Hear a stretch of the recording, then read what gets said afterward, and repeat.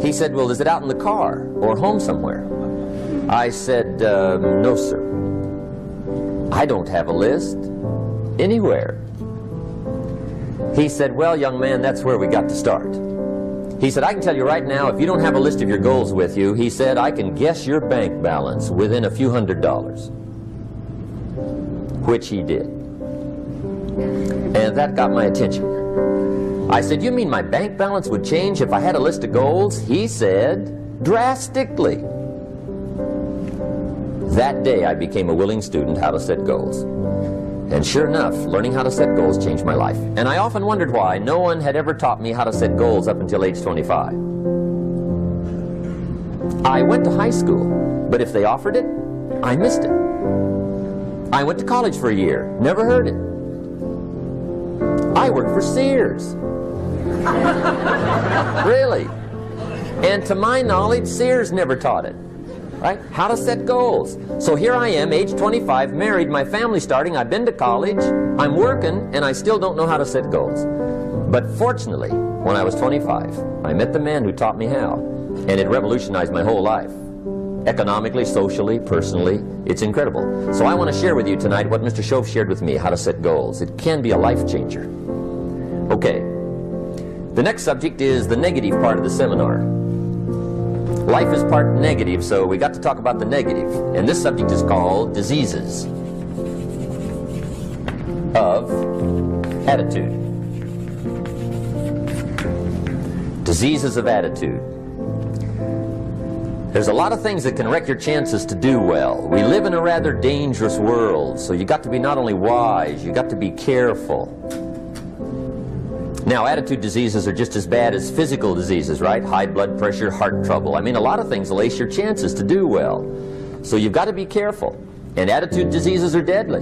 I mean, they'll destroy all the good things you start. Okay? So we'll go through those attitude diseases, how to spot them, how to look for them, what they are, and the cure. And I'm a pro on these because I've had them all, so I can give you excellent advice on these. Now, the last subject we're going to consider tonight is called the day that turns your life around. The day that turns your life around. And under this subject, we're going to talk about the emotions that can change your life. Human beings are emotional creatures, and emotions are powerful for life change.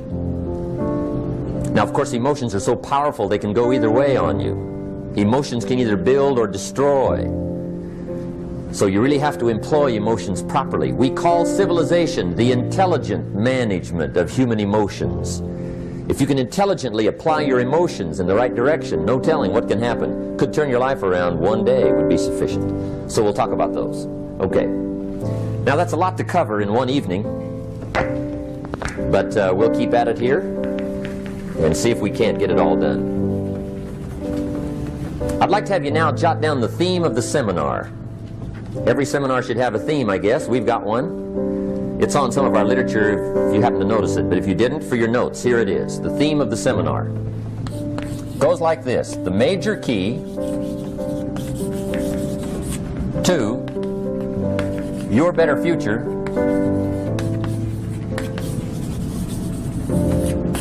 is you.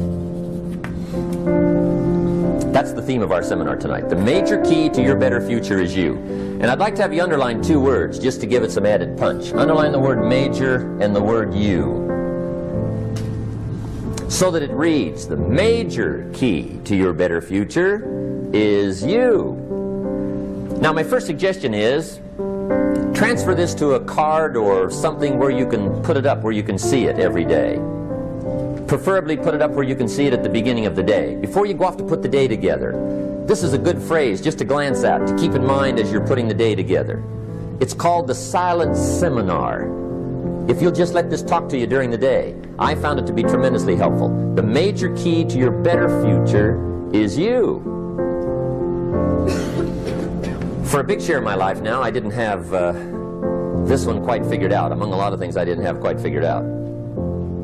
Many things used to puzzle me back in those early days. I used to wonder why two people could work for the same company, one make twice as much money. Now see, that used to puzzle me. And maybe they were the same age, graduated from the same school, live in the same community, work for the same company.